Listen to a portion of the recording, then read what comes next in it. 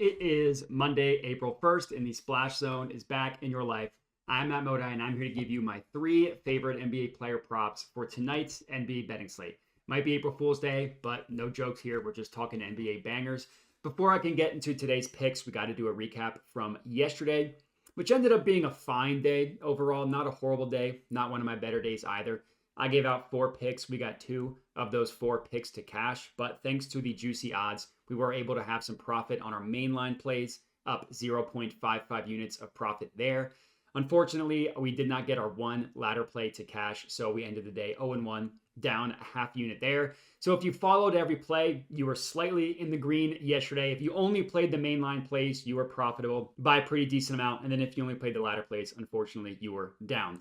But as for the entire season, I am happy that over the entire season, the mainline profit that we've had is now over the 90 unit mark. We have profited 90.38 units on our mainline plays on the entire season. And then our ladder plays, which I just started tracking on February 24th, little bit of a cold spell with those, up 2.78 units on ladder plays. But if you've been following along all year with our mainline plays, you're up 90 units. That's incredible. I set the goal towards the end of March to get to the 100 unit mark on the season. So we're well on our way there. Let's hope that ends up happening. If you are new to my channel, I would appreciate it if you could subscribe if you are not already. And then, of course, for this video, like, comment, all that good stuff helps me out a ton. But enough of that. You're only as good as your most recent bangers. So let's hope we can splash around, get wet today. First up, Suns versus Pelicans game. I'm taking CJ McCollum over 22.5 points, minus 127 odds at Caesars. I absolutely love this matchup for CJ McCollum.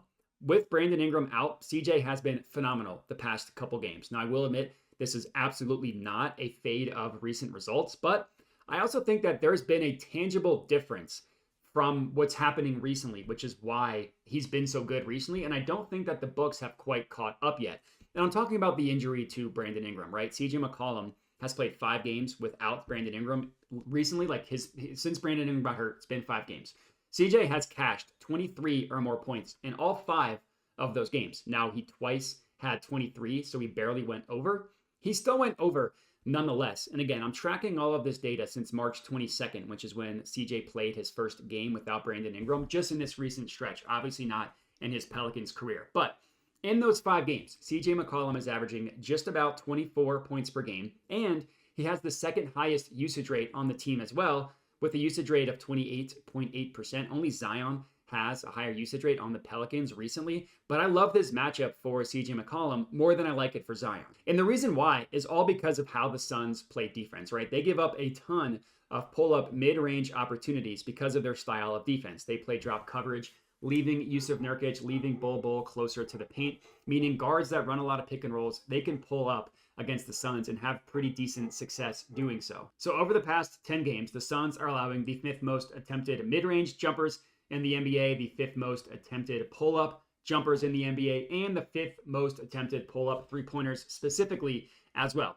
Anything that revolves pulling up in the mid-range, pulling up from three-point range, wherever, the Suns have been allowing a lot of those types of opportunities. That's CJ's game, right? He doesn't quite get to the rim. He loves pulling up, right? Over the past 5 games, again, looking at the data without Brandon Ingram, he leads the Pelicans by far, not even close, in the most mid-range jump shot made and attempted on the Pelicans. But not only that, in the last 5 games, he's also scoring the 11th most points per game via pull-ups in the entire NBA. So he's been playing well for the Pelicans. And just if you look at his stats versus the rest of the NBA, he's been playing well as well. In this game, Suns-Pelicans, it really matters for both teams. So I don't think this is going to be one of those gross regular season games where one or both of the teams aren't trying. Both of these teams are going to try and do need wins. So I absolutely love this play as our first one.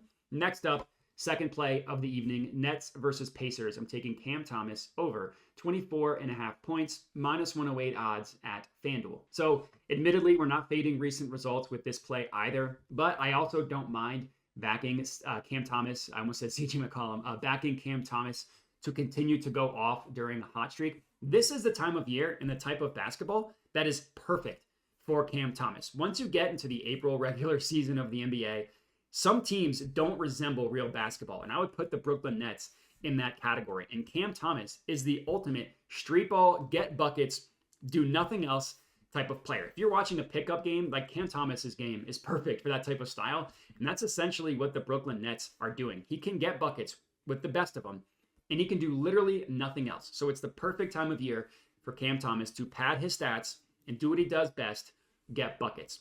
In the last 3 games, he scored 38, 28, and 30 points. More importantly, he's attempted 27, 22, and 22 field goals in that span as well. If you extrapolate out to his last 10 games, he's attempting about almost 20 field goals per game, while also playing about 37 minutes per game as well. Now, that 37-minute number, I admit, is a little bit inflated because one of the games went into overtime. He played 45 minutes in that game. Even if you take that game out, he's averaging about 35 minutes of playing time in his last 10 games. So he's been getting buckets, he's been playing a ton, and now he gets an excellent matchup against a horrific Pacers defense. On the year, the Pacers are giving up the most points per game via isolation in the entire NBA, and they are giving up the most points per game to pick and roll ball handlers as well. Despite the fact that his minutes have been spotty, this data looks at the entire season. For whatever reason, NBA.com doesn't let me look at a recent sample size for this type of statistical data. Cam Thomas leads the Nets both in ISO points and in points per game as the main pick and roll ball handler as well. And again, you can only presume that those numbers are going up in the last 10 games if he's already leading the team on the entire season. And one area in which I can look into recent data is points via drives. So not only over the past 10 games is Cam Thomas leading the Nets in points per game via drives, but he's 5th in the entire NBA in this category as well. So he should continue to be able to get buckets on a really, really good matchup against the Pacers. So I love backing Cam Thomas in this one as our second play. Third and final pick of the video. We're going back to the Suns versus Pelicans game, and I'm taking Grayson Allen, 4+ made 3-pointers, plus 210 odds at FanDuel. So as for our last play of the slate, we're also going with the spiciest play of the slate as well, going back to the Suns versus Pelicans game, just going with the other side of the ball, targeting the Pelicans defense that has been among the worst in the NBA, allowing a ton of wide open 3-point opportunities. So meaning they've been among the worst defenses in the NBA at guarding the 3-point line. The reason why is because they have been giving up a ton of wide open 3-pointers. And they've been that way all year and have just gotten worse recently. So NBA.com defines wide open as 6+ feet of space. And not only are they allowing the highest frequency of 3-point attempts be considered wide open on the year at 24%, that number has actually gone up recently over the past 10 games. 25.2% of 3-point attempts against the Pelicans have been considered wide open. That's the second most in the NBA in that span. So yeah, it's not the most, but it is above their season-long number, which is the most.